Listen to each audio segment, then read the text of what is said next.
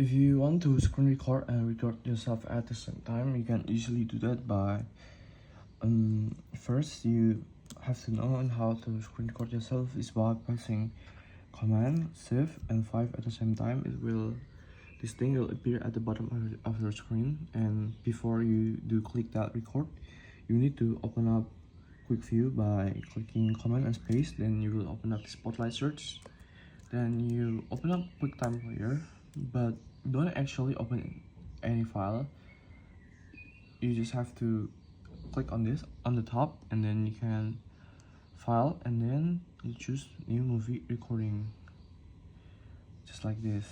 And you can minimize this to be as small as you want it to be, just like this.